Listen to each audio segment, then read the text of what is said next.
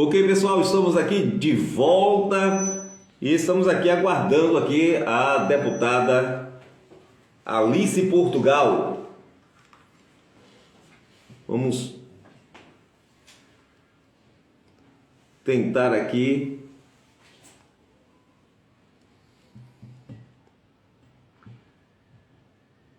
para a gente fazer alguns pedidos aqui de participação da deputada Alice Portugal nessa conversa informal para os...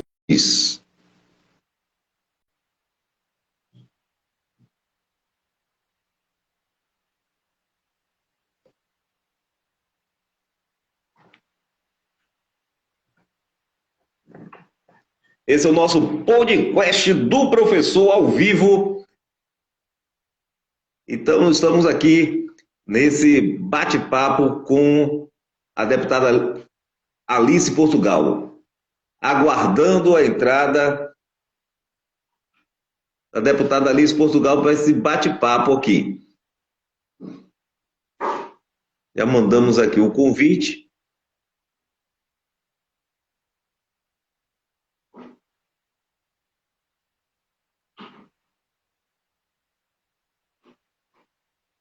Vamos nesse aguardo aqui.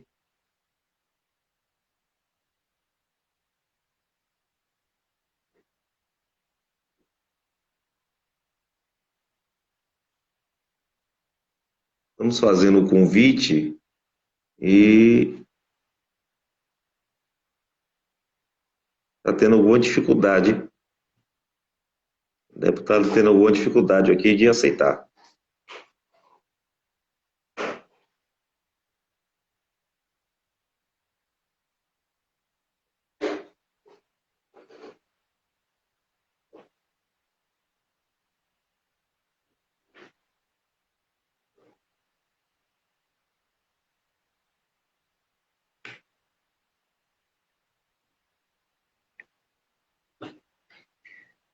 Esse é o podcast do professor ao vivo e hoje estamos aguardando aqui, né? A deputada Alice Portugal, né, para bater esse papo com a gente aqui, né, falando um pouco sobre a política.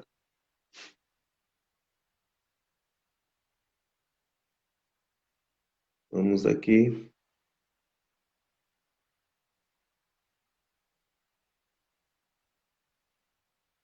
Vamos coloca aqui para aqui Alice Portugal entrou, ok?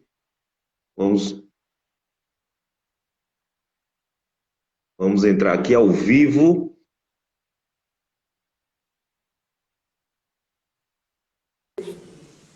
Ok, deputada Alice Portugal. Como vai? Tudo bem, professor? Tudo em paz. E aí, como é que está você? Como é que está a nossa política baiana, essa luta incansável principalmente por nós professores, né? Pois bem. Primeiro dizer que é um prazer estar falando com você nessa noite, né? Estamos todos envoltos em uma campanha, um momento pré-eleitoral, onde o Brasil vai escolher caminhos, né? Então, as olheiras têm a ver com esse momento, com essa luta, muita viagem. E o Brasil, não é, está sendo passado em revista, né? Essa é uma questão fundamental que nós temos que tratar no país inteiro, mas em nossa Bahia também.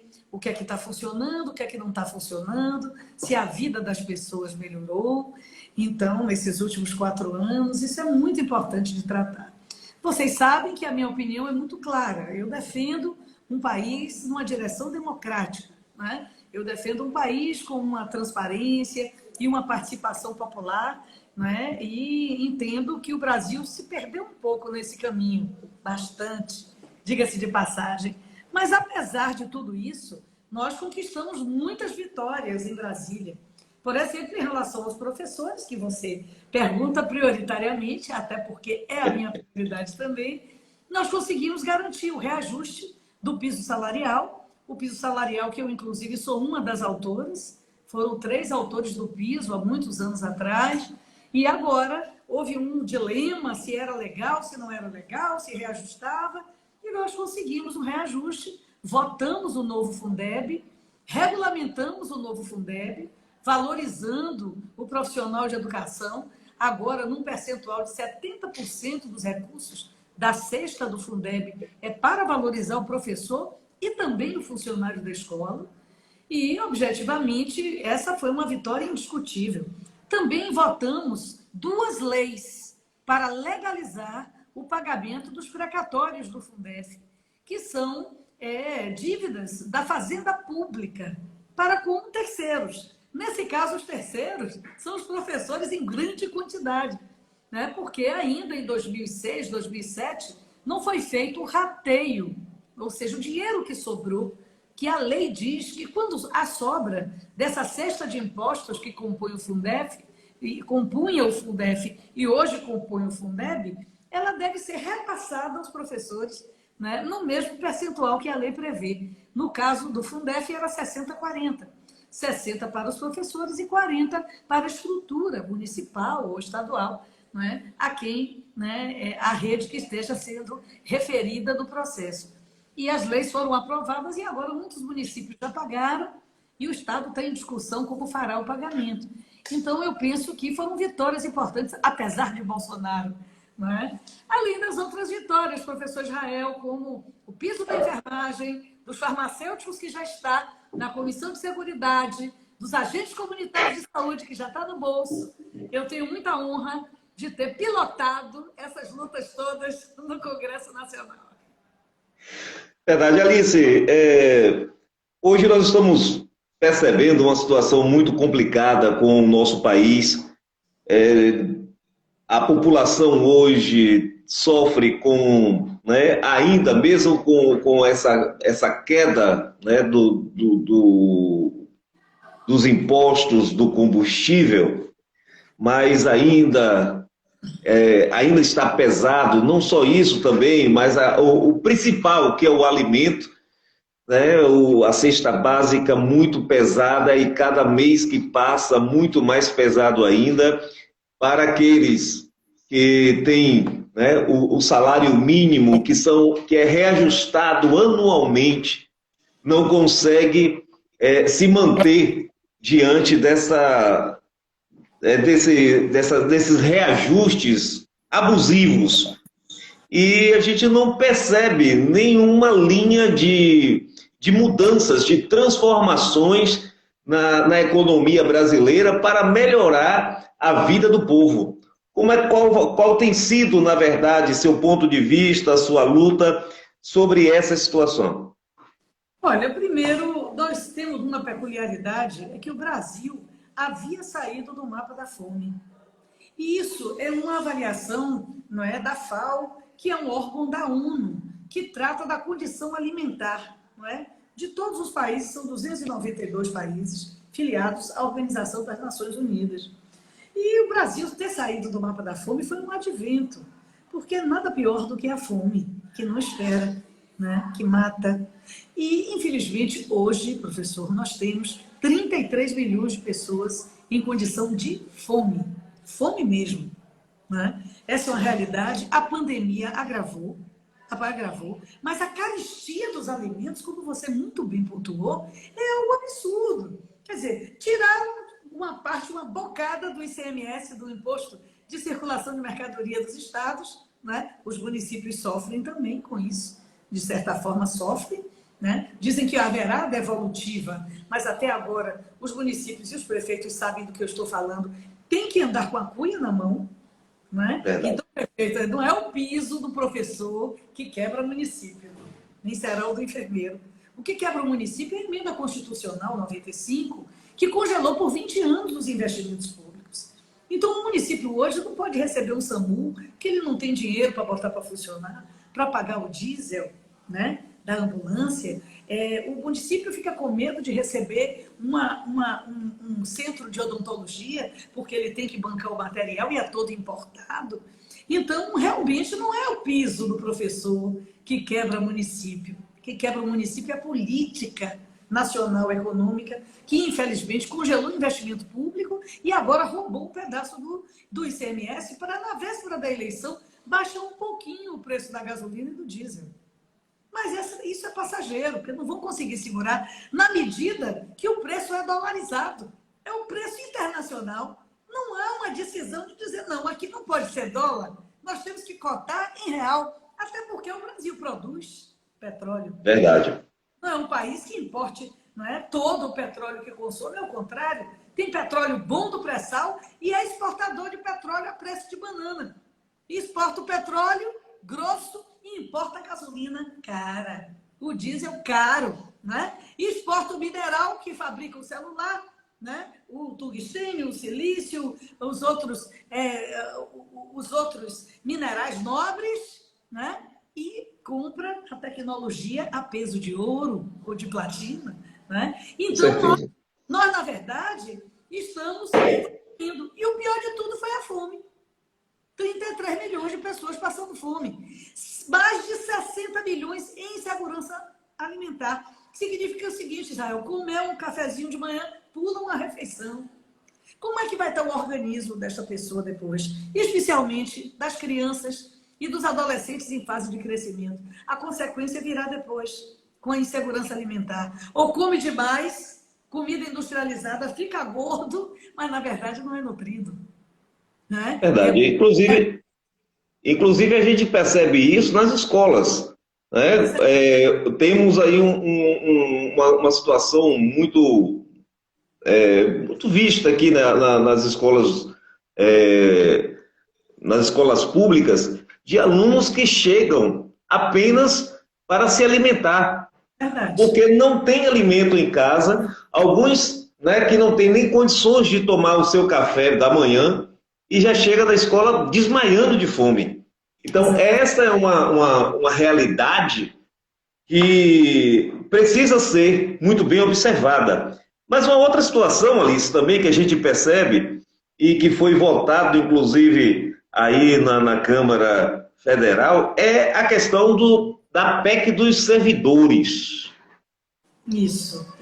A PEC 32, né? Exato. A PEC 32 era a PEC da reforma administrativa. Iria impactar negativamente, inclusive as escolas, o SUS. Porque o que é que previa? Previa o seguinte, nesta condição social que nós estamos, ao invés do Estado fazer a creche, ia dar um voucher. A mãe ia dizer, mãe, procure e pague aqui com seus R$50, com seus R$70 a creche de seu filho lá no bairro. Primeiro, que creche? Às vezes é uma outra mãe que adequa a sua casa em uma creche comunitária, sem professor. Né? É claro que na hora da solidariedade essa rede é importante, mas não é uma creche propriamente dita. Porque creche é outra coisa, faz parte do processo de construção dos sentidos da criança, da mais tenra idade até a idade pré-escolar. Porque você sabe que é dessa fase da pré-infância que o cognitivo e o emocional vão sendo desenvolvidos. Tem que ter estímulo, é ciência. Tanto que tem pedagogia para isso. Não é? Então, nós queremos que tenha professor, que tenha pessoas especializadas para tomar conta. Porque não é só o filho do rico que tem que ter direito a uma assistência da infância. As crianças são iguais, independentemente se nasceram em berço de ouro, né? Ou em berços pobres e humildes. Então, a verdade é que eles queriam dar um voucher nessa PEC 32. O que é que ia acontecer? A mãe ia pagar uma creche improvisada ou ia comprar um pedaço de carne para sua família, já que nosso povo está na fila do osso. Ia comprar comida, a proteína, a carne, o peixe ou o frango para alimentar a sua família. Que a situação está muito séria. A PEC previa a quebra da estabilidade do servidor público. E nós sabemos, infelizmente, às vezes a política não é feita com letras maiúsculas, é feita com letras minúsculas. O cidadão faz um concurso, entrou um prefeito que não era da sua preferência, ele já vai e transfere aquele servidor para não sei aonde, gera um processo de perseguição. Isso é horrível. E que isso é muito peculiar, né? no interior.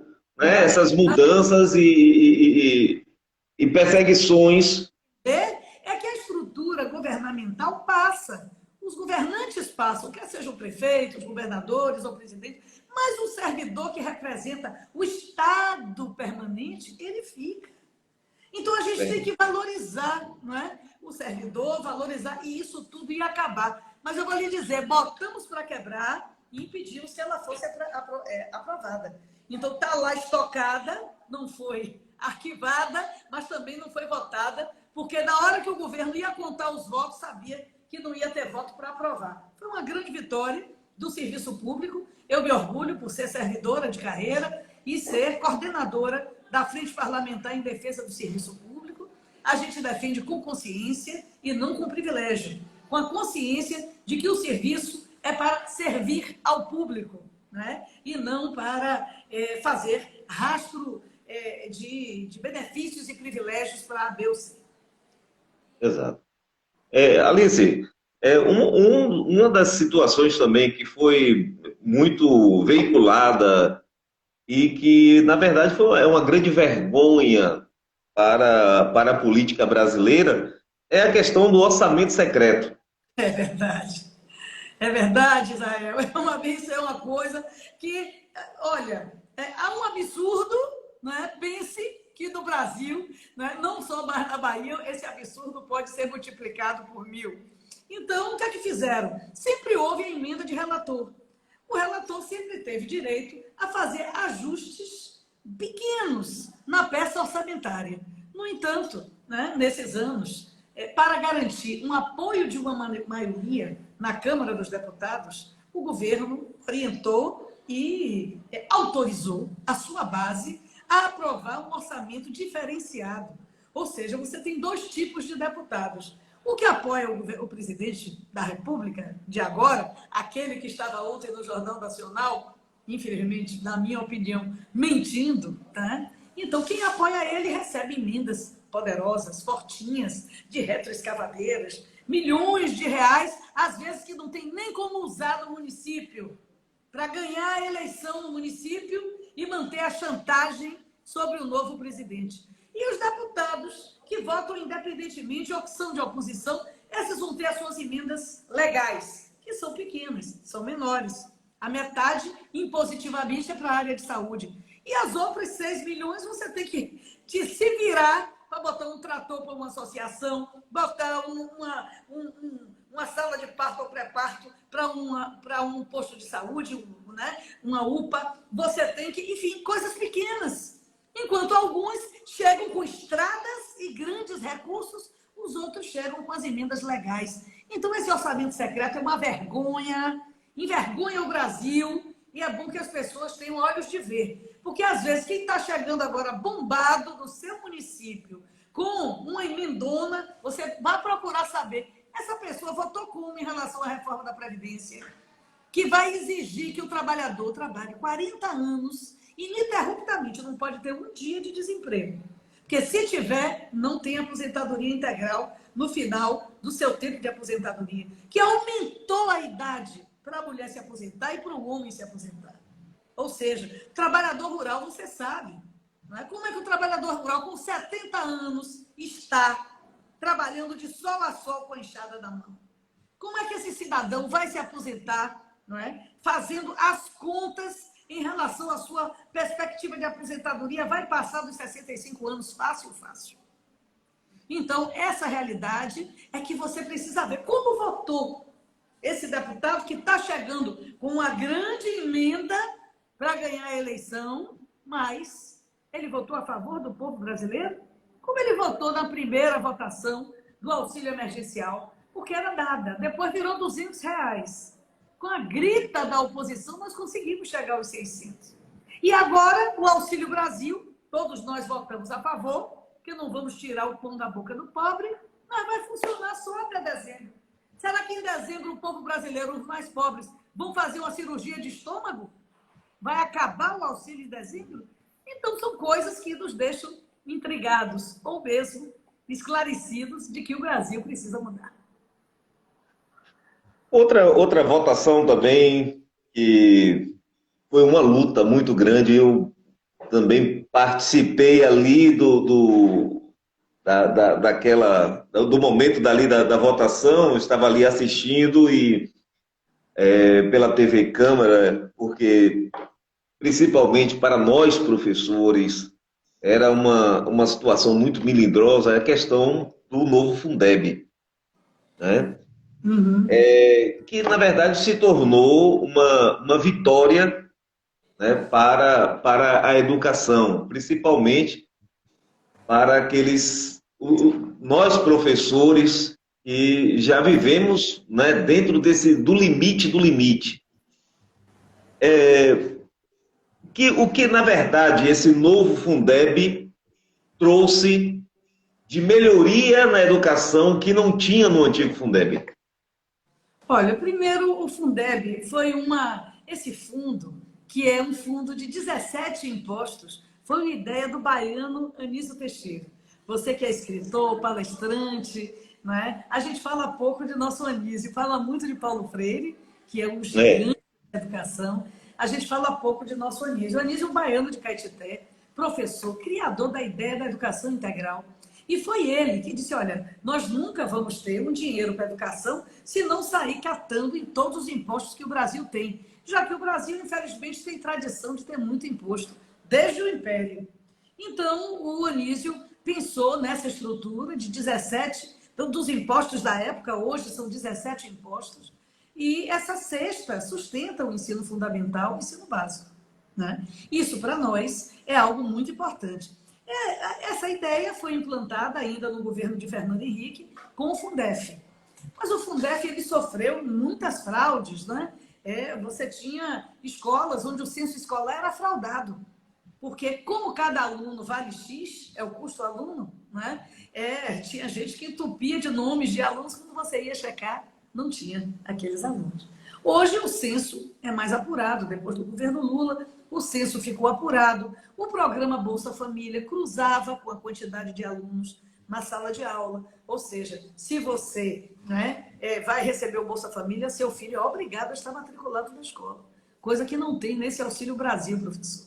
É uma coisa muito séria, né? Então, o Fundeb, que substituiu o Fundef, ele nasceu sem as fraudes e as fragilidades e ele incorporou a creche e o ensino médio, que era só o ensino fundamental antes. Isso foi uma vitória. Só que agora, em 2020, acabava o prazo do Fundeb, né? Que era a garantia da necessidade da renovação. E não existia perspectiva de votação. No ano da eleição municipal, ninguém dava R$ 1 que a gente conseguisse aprovar. Foi um debate intenso. Aconteceu nas câmaras municipais, mas principalmente nas escolas. Os professores fizeram aulas públicas, tiveram que fazer paralisações nacionais para não haver um apagão na educação. Isso ninguém se lembra. Agora, os gestores são contra o piso. Mas deveriam agradecer ao professor por ter escola bancada por essa cesta de impostos. Porque foi a mobilização dos professores que garantiu que chamasse a atenção do Congresso Nacional. E, evidentemente, eu sou uma interlocutora da luta pela educação. Então, além de mim, outros deputados e deputadas igualmente comprometidos com a educação, professora Dorinha, do Tocantins, professor Israel, seu xará, lá de Brasília. suprapartidariamente, nós temos um grupo de educação na Câmara, não é? E esse grupo pega pesado, a gente só falta andar com o livro na cabeça, para discutir as questões da educação. E nós conseguimos convencer o plenário da votação a contragosto do governo. No final, 2020, auge da pandemia, nós conseguimos aprovar em votação remota, apenas com 7, 10 votos contrários, a nova lei do Fundeb. Isso foi uma vitória, porque, primeiro, você regulamentou as linguagens e as modalidades, o EJA foi, né, reconstituído, você teve a garantia da educação indígena, o percentual de valorização do magistério passou de 60% para 70%, incluímos o profissional de educação, coloquei o funcionário da escola, que precisa sair daquele regime de exclusão. Não é possível você ter dentro da escola alguém analfabeto. Então, é preciso ajudar os funcionários a se transformarem em técnicos educacionais. Isso é muito importante. é justo, né? Nós conseguimos também, nessa aprovação do Fundeb, garantir que psicólogos e assistentes sociais participem da rede escolar. Eles não são professores, não são profissionais de educação, mas é necessário, com tanta violência, a gente tem que ter um psicólogo na rede, pelo menos um, para desimpactar o professor, enfim, o aluno, né, dos problemas que a sociedade leva para dentro da escola. Eu agora, por exemplo, botei uma emenda de 100 mil reais, pequenininha, né, que não é secreta, para fazer um trabalho sobre a violência contra professoras, né? A violência de gênero nas escolas. Está funcionando super bem. Não é? É pouco, mas é um começo, é um piloto para a gente discutir essas coisas. Então, o Fundeb garante assistente social e, né, psicólogo na rede escolar. Então, tem muitas mudanças que esse novo Fundeb trouxe, regulamentamos e, inclusive, né, aprovamos e houve uma votação onde ficou claro que o reajuste do salário do piso do professor era legal, estava previsto na Constituição e o novo Fundeb reafirmou. Então, foi um momento de grande vitória para a educação brasileira, né? Autorreflexo, aprovamos as leis dos precatórios, que é o ressarcimento de dívidas da Fazenda Pública, e acredito que a educação, apesar de tudo isso, saiu vitoriosa. Tem um problema que ficou pendente, na minha opinião, nesses 3 anos e meio, grave, além dos cortes da educação, da corrupção no MEC, das barras de ouro que foram trocadas por ônibus escolares, né?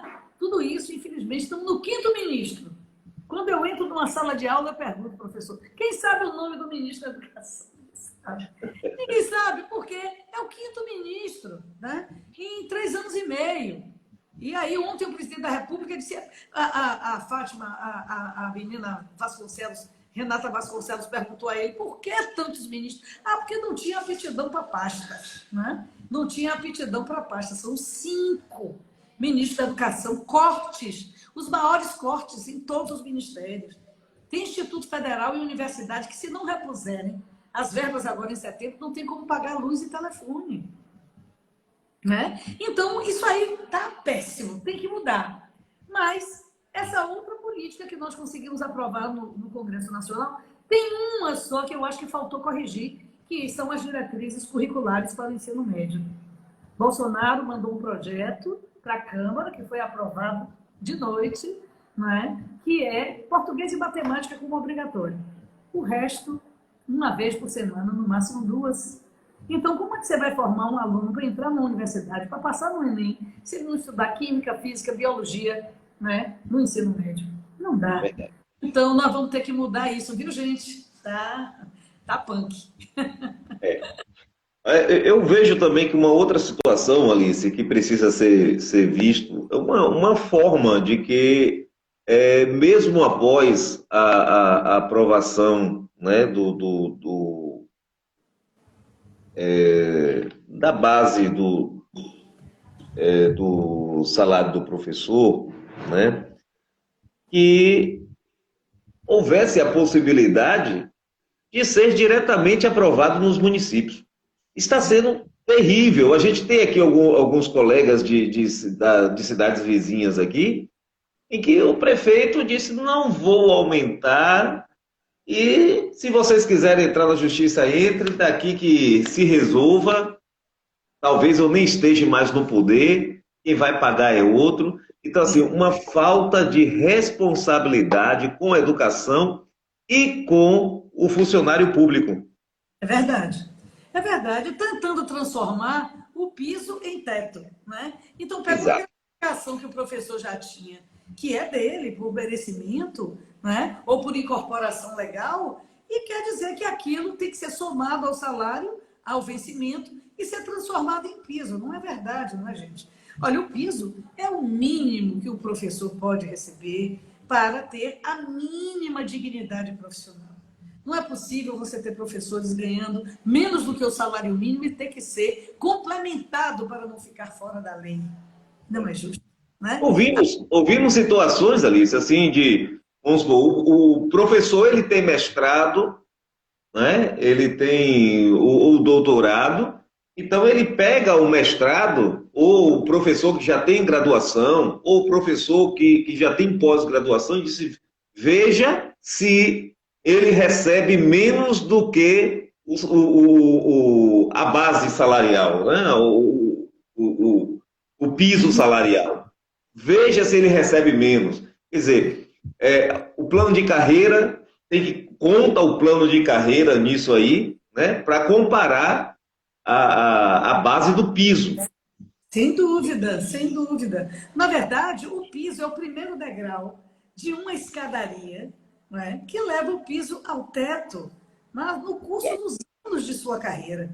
O professor vai ficar 25 anos trabalhando, né, 30 anos trabalhando, se for homem, ele não pode chegar e ficar plantado como uma estaca do dia que começou ao dia que vai sair.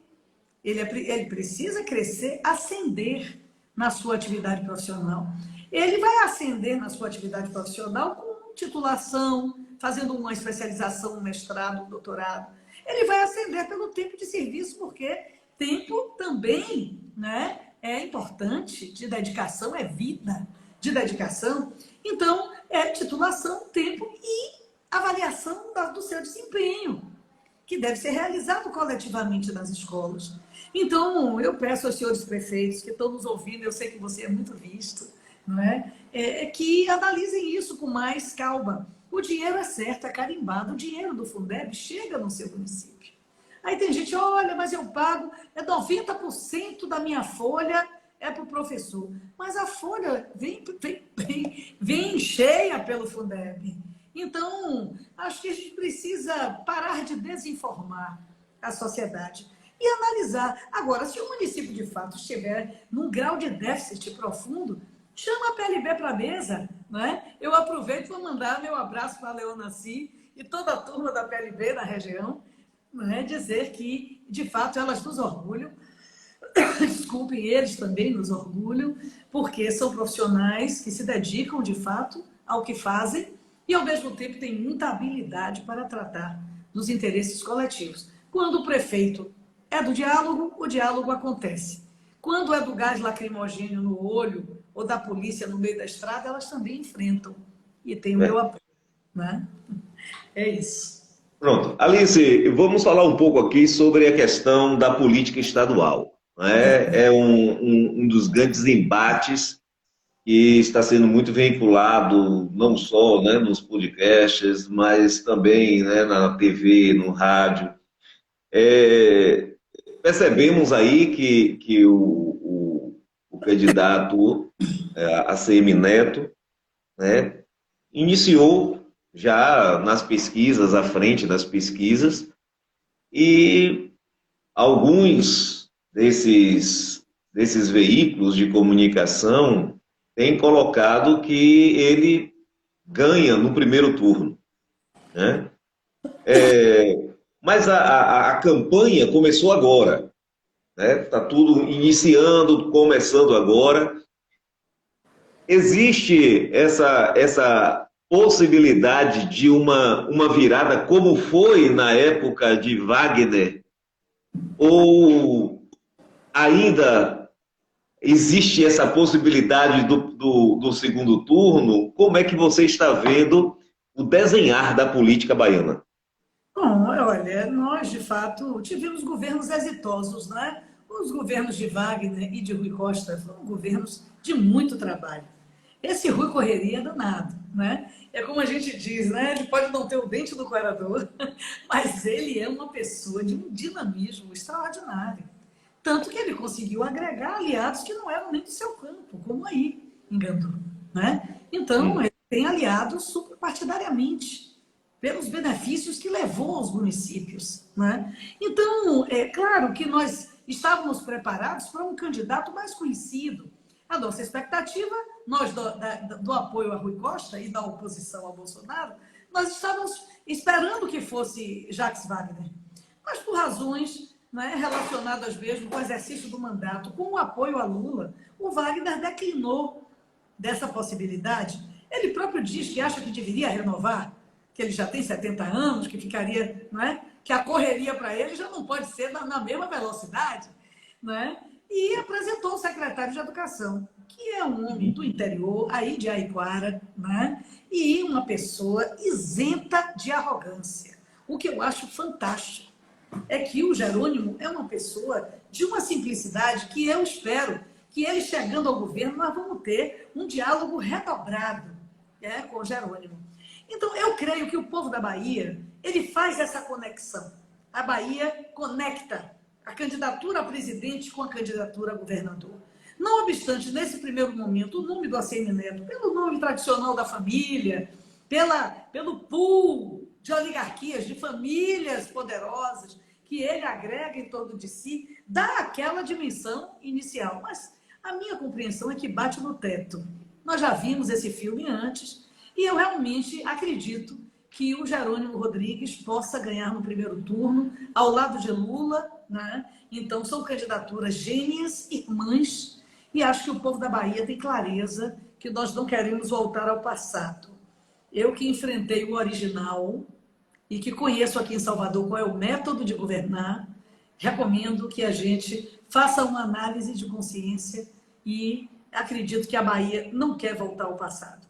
Então, nós estávamos no rodapé das condições sociais. A Bahia cresceu muito nesses anos, se desenvolveu, tem infraestrutura, sofre dos mesmos males que todo o Brasil sofre em relação ao empobrecimento nesses 3 anos e meio, mas nós temos na Bahia um outro clima do ponto de vista político. Então, eu acredito sim que a gente consiga vencer, inclusive no primeiro turno, com Jerônimo Rodrigues ao lado de Lula. É a minha expectativa. Bom, Alice, uma outra situação também que a gente quer falar um pouco é sobre a questão da escola pública, né, baiana, porque no IDEB, né, estamos sofrendo aí Continua muito baixo ainda. muito baixo. E pior. Né? A grande situação é que nós herdamos isso aí. Né? Isso aí é uma herança. O problema educacional na Bahia é uma herança de muitos anos. E o grupo político da oposição está tentando manipular tudo isso mediante o problema que ainda está em curso. Qual tem sido realmente seu discurso para mostrar ao povo baiano que esse problema não é um problema de agora, né? É um problema de herança. Olha, nós éramos campeões nacionais do analfabetismo. Nós ganhávamos até do Maranhão. O Maranhão de Sarney, que era o vice-campeão. Então, na verdade, a nossa realidade sempre foi uma realidade, como eu disse antes, de rodapé, professor Israel Leal. A verdade é que a Bahia sofria, né, de um raquitismo social com os governos de ACM, o original. Governos para os ricos. Como aqui em Salvador, você vê, tem aço inox nas balustradas da praia, mas você vai lá no alto do Calabetão, vai ver a pobreza, como se você tivesse um país, né, que passa os piores rigores, o Haiti. Só não tem um terremoto. Então, nós, infelizmente, somos ainda um Estado pobre, apesar de todo o esforço de melhorar a infraestrutura. Né? A infraestrutura escolar, indiscutivelmente, melhorou muito. Estão sendo construídas escolas com alto padrão para que os alunos fiquem na escola. Né? Tem o esporte, alimentação, biblioteca na escola. Porque, como o nosso povo sábio nos ensina, diz que cabeça vazia, oficina daquele. Então, verdade. Se você tinha escola e ainda tem, que não tem nem água, é uma luta para você garantir a permanência do estudante. Né? As famílias pobres, as crianças têm que trabalhar muito cedo. Essa realidade também persiste, especialmente na periferia das grandes cidades e no interior, sem oportunidade de emprego. As crianças deixam de estudar, os adolescentes migram para trabalhar. Então, o governo está fazendo fazendo um esforço grande, eu sou testemunha disso. Olha que eu sou cri-cri, né? Eu sei recitar o binômio da unidade de luta.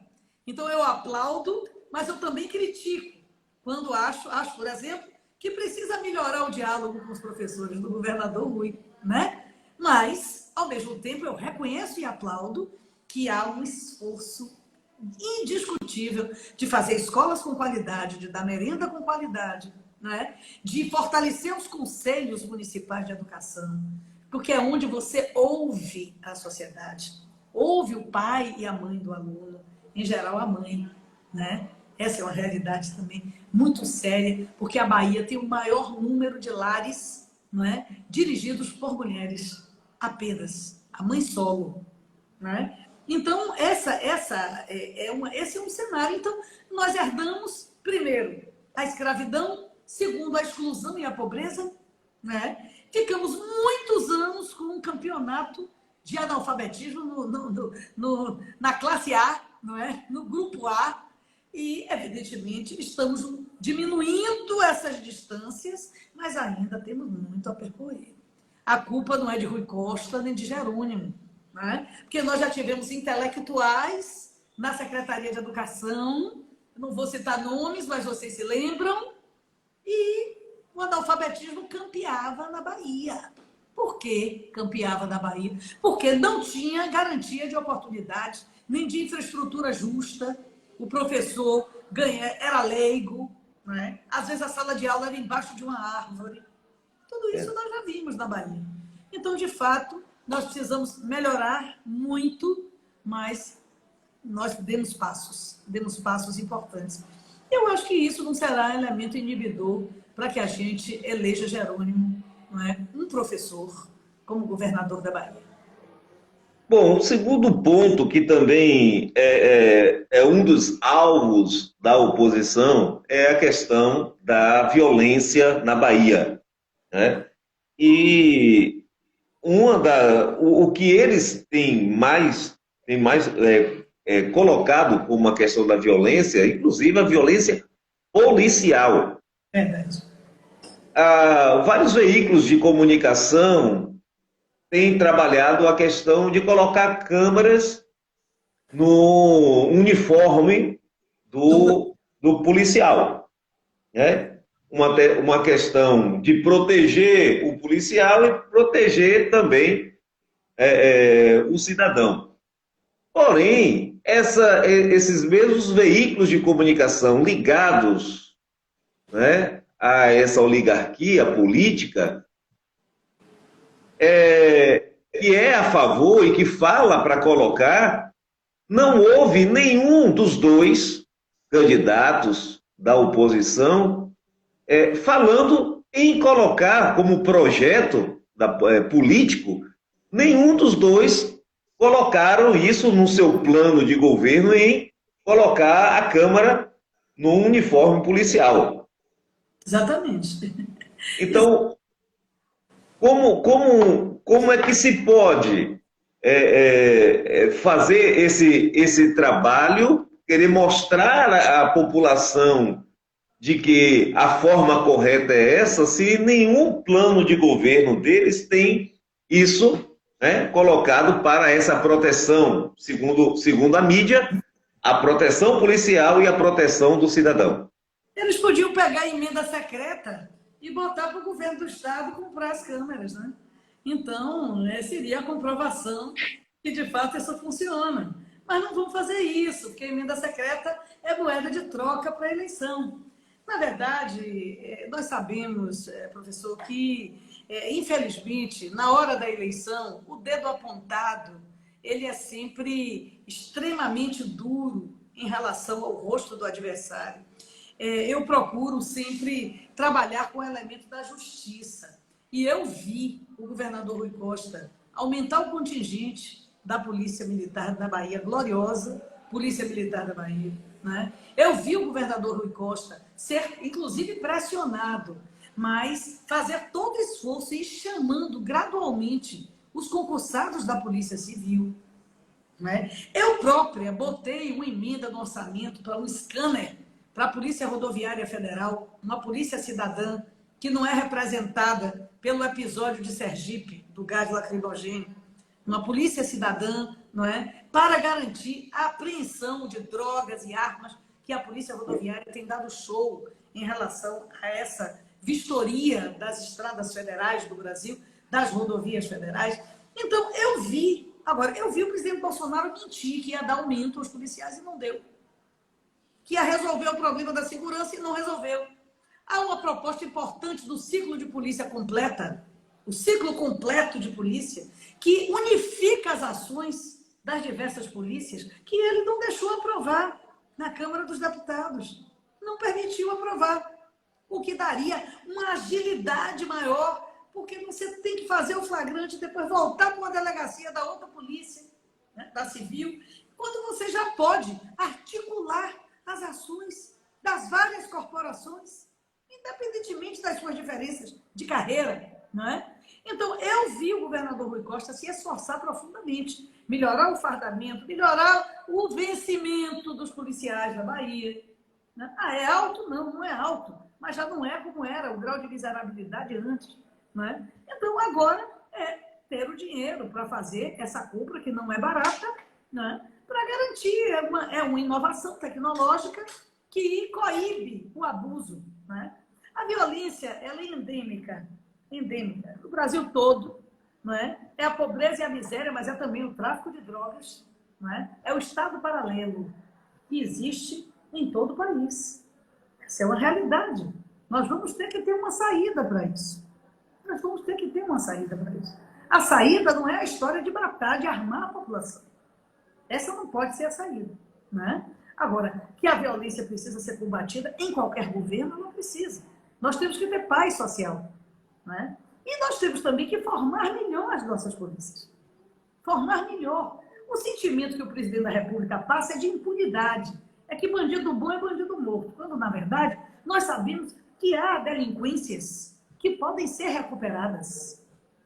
Crianças, jovens, pequenos furtos, que podem ser recuperados, que você não precisa aplicar uma penalidade gigantesca para essa recuperação. Há casos, infelizmente, não é? De violência doméstica, feminicídio, homicídio, que precisam realmente alargar sua cadeia longa.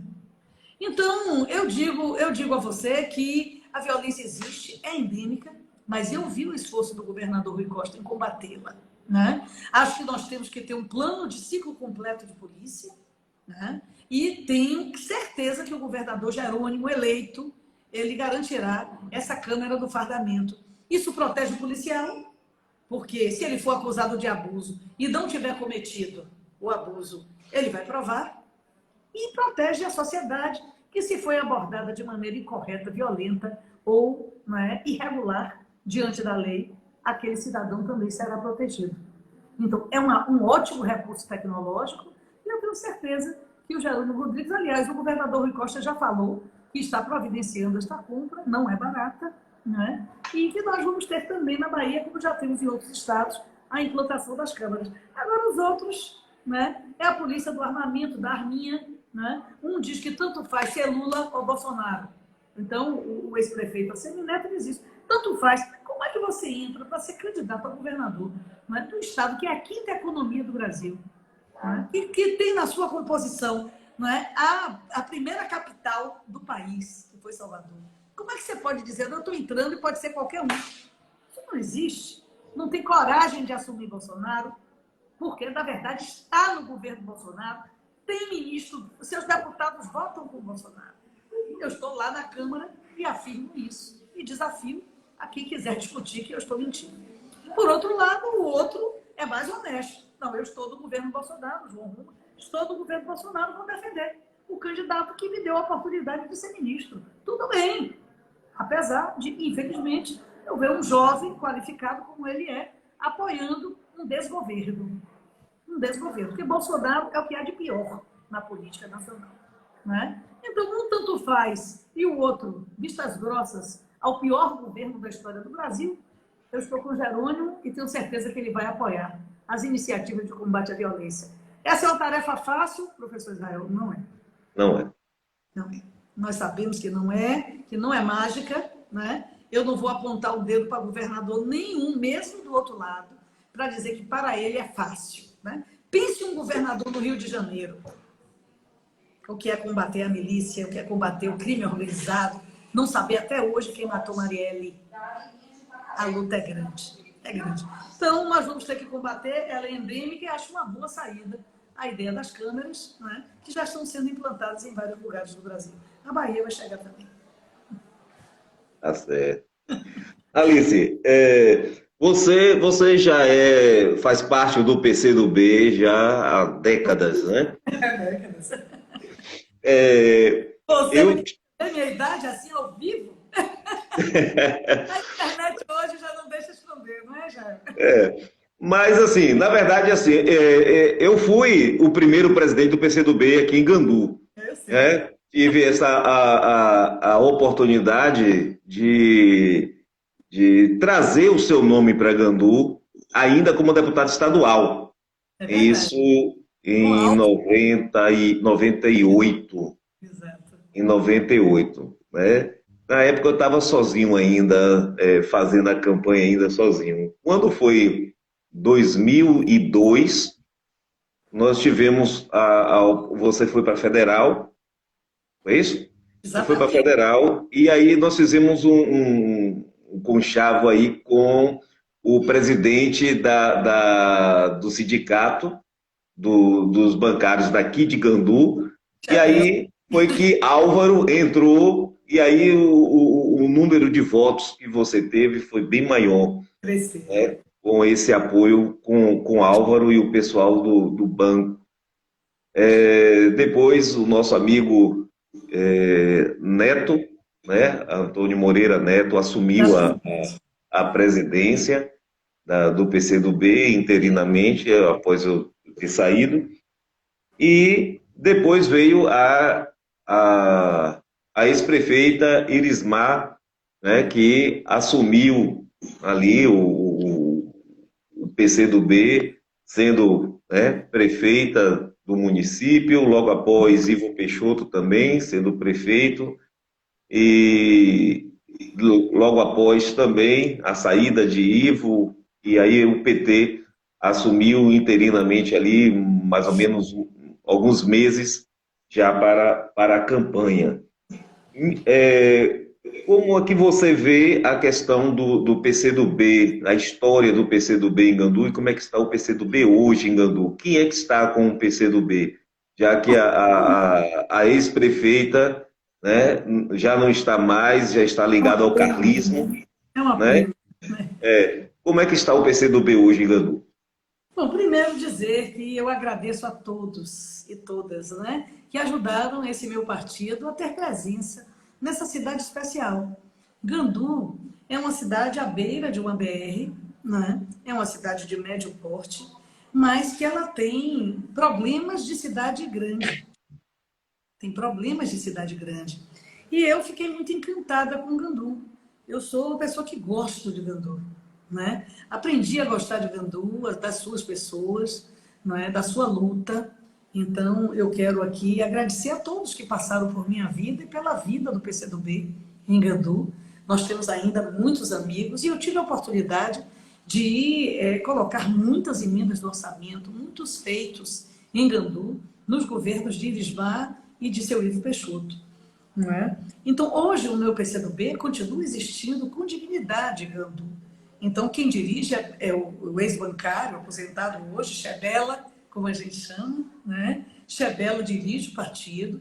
Nós temos pessoas como Bicudo, que trata do esporte, né? Nós temos vários companheiros que permaneceram no PCdoB. Estando fora da prefeitura, as coisas não são fáceis, né? Não tem facilidade, a dificuldade é muito grande de você realizar a atividade política.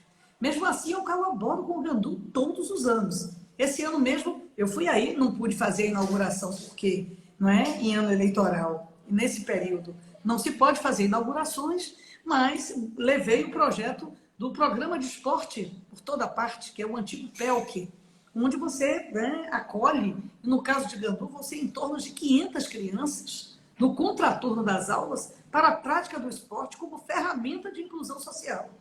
É uma emenda grande que eu botei na SUDESB e nós implantamos em Candu, comuniquei ao senhor prefeito, que inclusive facilitou a implantação do projeto, não criou nenhuma dificuldade. Então, eu continuo colaborando com o Gandu, o meu presidente é Chebela, não é? Continuo mantendo uma relação de carinho, afeto, profunda amizade e respeito com Irismar, apesar dela ter saído da política e, evidentemente, outras pessoas da sua família fazem a coordenação política desse grupo que acabou migrando para uma outra posição. E eu acho que também a posição do prefeito no Palanque de Rui inibiu, né? Ou seja, a política municipal falou mais alto e ela fez essa migração, né? Mas continuo com profundo respeito pela pessoa, pelo humanismo com que ela exercita a medicina, né? A forma com que ela exercita as relações pessoais, interpessoais. Fiz uma grande amizade, né, com eles lá. Mas a política, ela é isso, né? A política, ela segue caminhos que são próprios das opiniões, né? Infelizmente, não é um clube de amigos, né? Na verdade, é a gerência do condomínio chamado Brasil, né? E eu tenho um lado, né? O meu lado é o de Lula, é o de Jerônimo, né? É o do meu PCdoB, que eu entrei ainda menina, é o meu único partido, Israel, né? Meu único partido. E eu vou dizer agora, não dá mais para mentir, porque a idade, né? Tá aí, apesar de eu ser da juventude acumulada, eu entrei no partido em 78, garota, estudei as suas teses. É um partido dos comuns, é o partido do povo de baixo, né? Que produz e pouco tem. Então, não é um partido sem religião, eu creio, né? No estatuto do meu partido é liberdade religiosa. Então, nós temos muito orgulho do PCdoB, ele continua firme em Gandu, e eu sou muito feliz por ser recebida como filha dessa terra. Aliás, tenho aqui no meu escritório, onde eu estou até esse momento, né, aqui o título de cidadã ganduense, que recebi, né, muito emocionada e honrada. Então, né, Gandu é de célebres pessoas, né, o nosso Pedro Antônio, que se foi grande figura, né, que amava Gandu, dentre outros, e eu continuarei ajudando Gandu na medida das minhas possibilidades. Não temos mais vereadores hoje, espero na próxima eleição, que agora já estamos federados, não teremos que fazer chapa própria, conseguirmos, não é, ter uma representação na Câmara Municipal para continuarmos o nosso legado de contribuição com o Gandu. Espero também que todos aqueles e aquelas que acompanham o meu mandato possam manter a minha presença política em Gandu no próximo pleito. Quero mandar um beijo especial aí para a deputada Fátima Nunes, está aí online. Um grande abraço, Fátima. Ela, uma grande representante lá da cidade de Fátima, né? Que fui pastor em Fátima durante alguns anos. Um grande abraço, Fátima. Ela esteve aqui em Gandu no dia que o governador esteve presente e nós fizemos uma entrevista com um podcast. Muito importante em Brasília, não pude estar naquele dia, não é? Fátima é a nossa guerreira sertaneja. Um beijo para ela. Alice, aqui em Gandu existe o professor Fábio Bicudão, né? Ele é um dos grandes precursores do PCdoB e o trabalho que ele faz com o esporte é algo, né, fenomenal. Muitos jovens, crianças, adolescentes têm realmente buscado através do esporte, né, um parâmetro de vida, né, buscando, ao invés das drogas, o esporte, e ele tem sido essa pessoa, né, que tem levado a juventude a buscar o esporte. Então, eu quero mandar um abraço especial, né, para Fábio Bicudão. Eu também, né, agradecer que ele está tocando também o projeto que eu coloquei, junto com o deputado Bobô, né, nosso craque de bola, até porque, viu, Jael, nós queremos outro tipo de craque, né? É craque de bola, craque de vôlei, né, de handball, é esse o craque que a gente quer. Quer tirar a juventude, né, dos descaminhos e colocá-la, de fato, na escola, no esporte, como ferramentas de inclusão social. Então, Bicudão, um beijo grande no seu coração. Mando também um abraço, já falei de professora Leonassi, Emetério, né? O Wendel, saúde, meu querido professor, né? Nossa relação com o professorado é muito forte. Quero abraçar a todos e todas e o meu presidente Chabela, que é um guerreiro, está aí firme e forte com o PCdoB. Certo. Alice, você trouxe, na verdade, muitas emendas para Gandu, né? A gente tem que reconhecer, né, o número de emendas que você trouxe para Gandu. Tivemos algumas dificuldades, porque, infelizmente, né, durante o próprio governo, até mesmo do PCdoB, não conseguiram inaugurar, É né? verdade. Bom, passaram-se o que mais ou menos quase 8 anos e não conseguiram inaugurar. E algumas obras, né, algumas emendas suas estão sendo inauguradas é, Ora, ne- agora nesse governo de Léo, né? exatamente. É, o que é que leva, na verdade, você que tem um entendimento, né, não só na questão do legislativo, mas pelas amizades que você tem também, né, diretamente de alguns executivos, o que é que leva, na verdade, esses impasses de se passar anos e não conseguir inaugurar obras que foi trazidas por você? Olha, primeiro eu acho, Israel, que na época as pessoas não tinham muita experiência em manejar com essa rubrica do orçamento da União, né? Então, o Gandu estava num período de total atraso, né? Quando Elismar assumiu. Então, realmente, a cidade estava, né, com muitas dificuldades. Então, não existia uma experiência em lidar com essa rubrica orçamentária. E, a partir de um determinado momento, se conseguiu estabelecer uma burocracia mais inteligente em Gandu e passou-se a efetivar. Muita coisa aconteceu, né?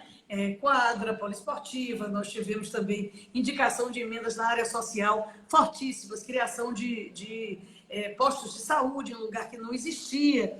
Então, mas muitas delas tiveram problema. Por exemplo, titularidade de terreno para um posto de saúde. Isso demorava anos para você poder ter a titularidade, a Câmara poder desapropriar, coisas desse tipo.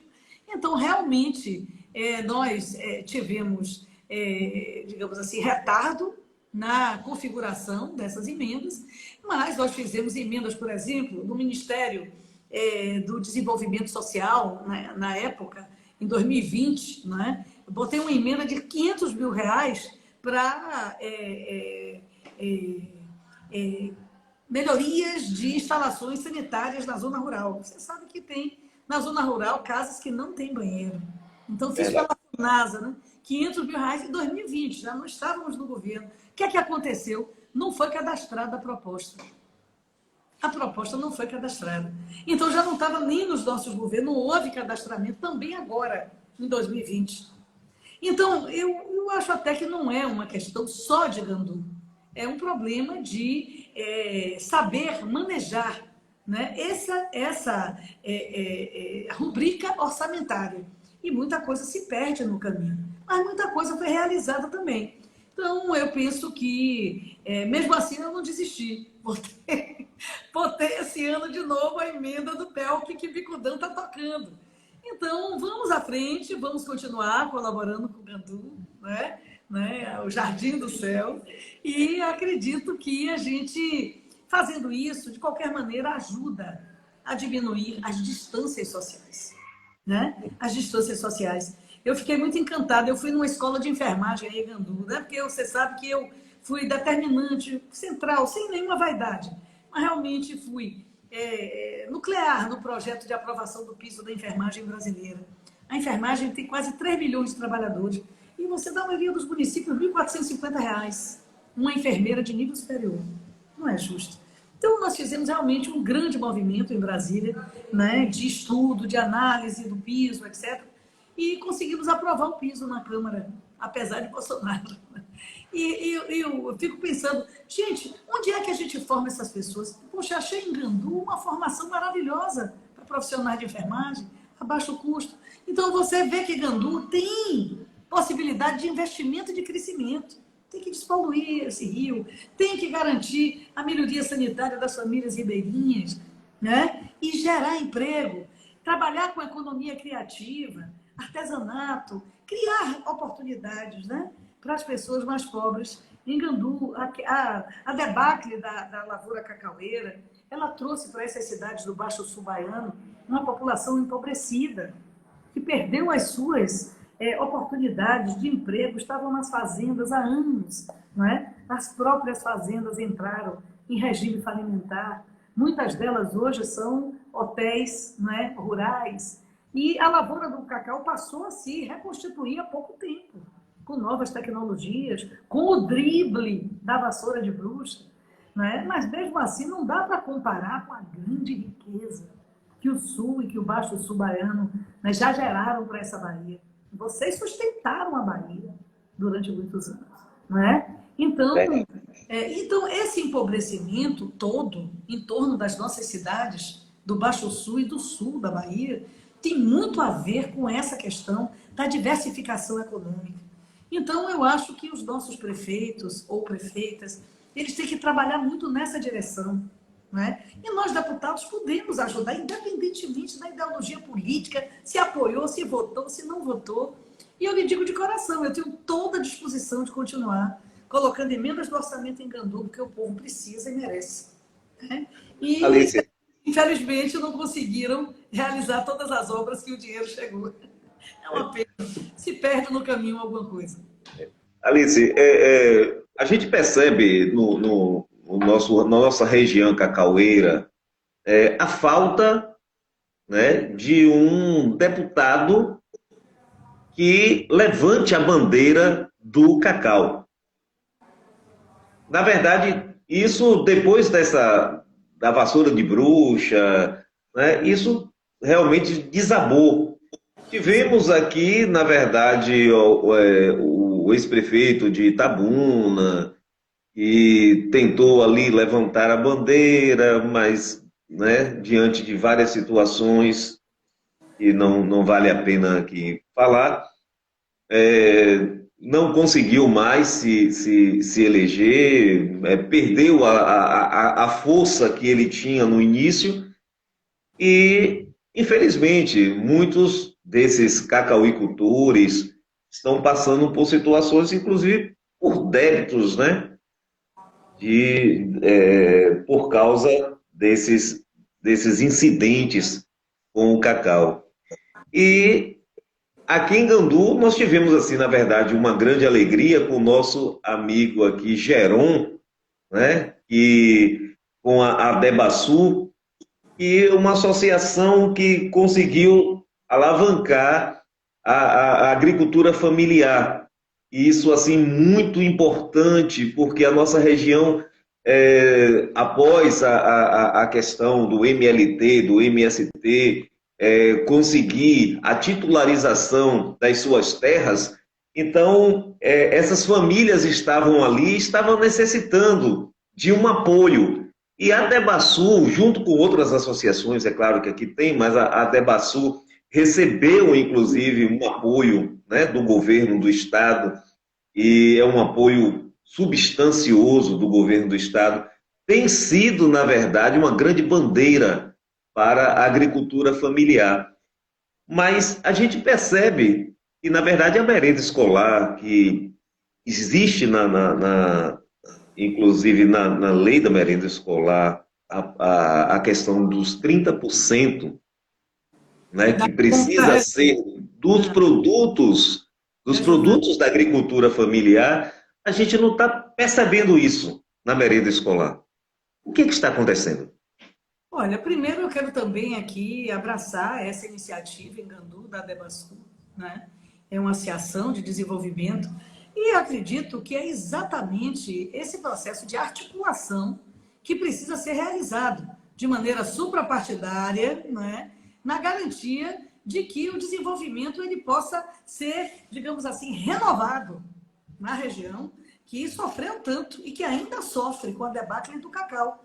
Então, objetivamente, é necessário articular a agricultura familiar, né, com a geração de emprego e renda para essas famílias, com economia criativa, com artesanato, não é?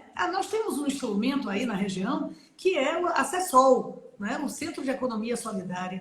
A economia solidária é uma ferramenta maravilhosa, Israel, que você, mesmo numa sociedade do lucro, você pode compartilhar a produção, vender essa produção mais barata, ensinar as famílias produtoras a se cooperativar, a se associativar, no sentido da venda da sua produção, né? Ensina-se também a diversificação da produção. Uma outra coisa que eu tenho feito em Gandu são cursos de formação profissional, através da CETRI, da Economia Solidária. Então, a CESOL, né, ela tem um papel muito importante, relevante, né, nessa direção. Nós estamos bem articulados com o grupo da Economia Solidária em Tancredo Neves, em Gandu, né, e nas demais cidades do Baixo Sul. E eu acredito que experiências como essa da Debasul, né, que é uma empresa, né, na verdade, mas efetivamente ela tem condições de ajudar a alavancar o desenvolvimento regional. Quanto à questão da merenda, é necessário que o poder público municipal cumpra a determinação legal, né? E, evidentemente, que os produtores locais também se organizem para oferecer a produção de uma maneira organizada, qualificada, para que a prefeitura possa recepcionar também esses alimentos produzidos na região pelo agricultor familiar. Isso é saudável, isso é desenvolvimento e isso é mais barato, né? É mais barato. Então, é evidente, eu não tenho uma relação administrativa com a atual prefeitura, mas recomendo que isso seja cumprido, porque é bom para a cidade e é bom para a saúde das crianças, né? É bom para o desenvolvimento local. Ao mesmo tempo, me coloco à disposição, como sou muito articulada com a CESOL e com a Economia Solidária, é só você chegar aí, né, em Nilo Peçanha, chegar em Ituberá, né, em Taperoá, aí na APA do Pratigi, que lamentavelmente o Gandu não faz parte. E não pôde se beneficiar, né, no tempo em que a Odebrecht, inclusive, ajudava a financiar, antes de todo esse processo, que demoliu, né, as grandes empresas brasileiras, é uma pena, né, que se cobrasse débitos ou erros, mas não se destruísse as empresas, né? Não se tentasse destruir as empresas, infelizmente, né? Mas essa experiência da APA do Pratigi é muito rica, né? Muito rica. As feiras da economia solidária estão mostrando isso. A produção das mulheres, né? A produção de artesanato da região, joias da natureza, tudo isso melhora a renda das famílias, né? A televisão toda semana mostra alguma experiência da região, né? Toda semana mostra aí, o Globo Rural, não sei o quê, tem sempre uma experiência da região. E tudo isso é fruto do trabalho do governo do Estado, da economia solidária. Então, acho que estou à disposição, inclusive, para levar especialistas para debater. Se você quiser, até lhe indico para você ouvir um pouco, né, um especialista nesse seu podcast maravilhoso, né? E tratar e estimular isso. Porque mesmo de fora do governo municipal, a gente pode ajudar a esclarecer coisas que vão ser boas para a sociedade, né? Vão ser boas para Gandu. E uma dessas é a merenda escolar ser comprada do agricultor familiar, que precisa muito ter, não é, alguém certo para comprar sua produção. E a prefeitura pode ser esse agente. Alice, eu quero desde já lhe agradecer. Temos aqui 1h30. O nosso podcast é 1 hora, mas é um papo assim maravilhoso. Esse bate-papo nosso. E muitas ideias, muita informação. E é necessário mesmo que a gente leve esse conhecimento assim tão profundo à nossa população, não só a população ganduense, mas a população do Baixo Sul, que precisa ter essas informações. Eu quero lhe agradecer de coração pela participação aqui no nosso podcast e dizer que os nossos microfones estão aqui, sempre abertos para que você possa falar quando você quiser, né? É uma alegria poder rever a deputada novamente, de poder trocar essas ideias e colocar você aqui para dar sua palavra final para o nosso encerramento do nosso podcast desta noite. Primeiro eu quero lhe agradecer, Jael, dizer que esse é um trabalho qualificado que você realiza, né? Agradecer a audiência, né, de quem nos ouviu, nos viu, né, mesmo cansada essa hora, né? Mas dizer que estamos aqui à disposição, que eu faço política mesmo com o coração, com a ideia de que é possível, através de ideias, de projetos, de ações, de luta, né, transformar a vida das pessoas. É assim que eu enxergo o objetivo, o fundamento da política para mim é isso. Não é? E vou mais essa, né? Mais dessa vez, ainda temos coisas a terminar e eu quero muito ajudar o Brasil e aí com respeito a todos que nos ouvem e assistem, né? Vocês sabem que eu tenho um lado, eu quero muito ver Lula, um homem que nasceu do seio do povo, reconstruir o pavimento da democracia em nosso país. Então, eu espero que isso possa acontecer e estou me dispondo mais a esse mandato, né, para que a gente possa ter essa oportunidade de conjugar a experiência com, né, a renovação da vida da nossa gente. Então, quero te agradecer. Estamos aí, portanto, numa campanha, né, de grande velocidade. Verdade.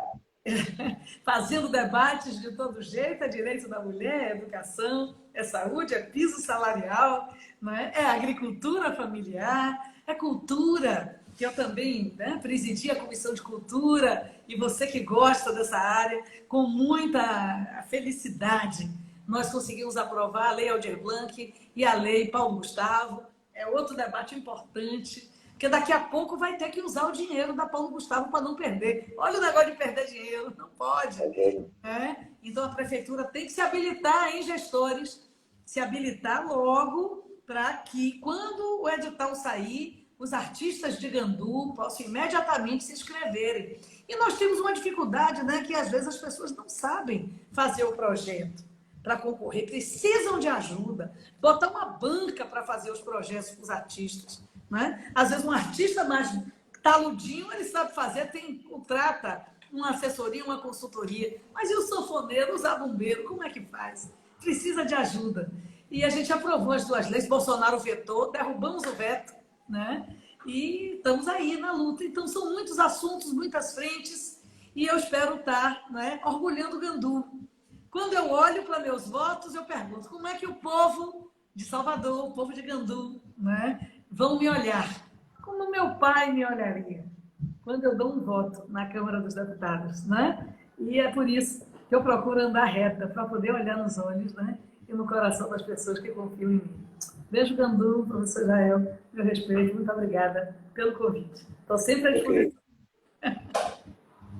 Muito obrigado aí, Alice, obrigado a todos vocês que estão sempre assistindo aqui o nosso podcast. Olha, gente, eu quero fazer aqui uma propaganda de uns biscoitos aqui, olha, feito em Gandu, lanchonete Esquina do Sabor. Eu fui hoje lá, fui muito bem tratado, caldo de cana ali, muito bom, vários salgados e esses biscoitos maravilhosos aqui, ó, lanchonete Esquina do Sabor, ali próximo à ponte da Prefeitura Municipal de Gandu, biscoito de amendoim, biscoito de banana com canela, biscoito de cebolinha, e tem vários outros lá também. Então, assim, recomendo ao nosso povo aqui de Gandu e região, vá nessa lanchonete, abriu há pouco tempo, Esquina do Sabor, e veja seus biscoitos lá, o meu caldo de cana, os salgados maravilhosos. Não estou ganhando para isso, não. Apenas fazendo aqui, né, o nosso apoio aqui cultural a essas pessoas que estão iniciando agora, e a gente gosta de ajudar essas pessoas, a espeteria também, que abriu há pouco tempo, a gente fazendo sempre essas propagandas aí dessas pessoas que estão iniciando, e isso é muito bom. Um grande abraço a todos vocês, nos sigam aqui no Instagram, estaremos todas as terças-feiras aqui com convidados e batendo um papo sobre política, religião, cultura e educação. Grande abraço, até a próxima terça-feira, se Deus assim nos permitir. Boa noite.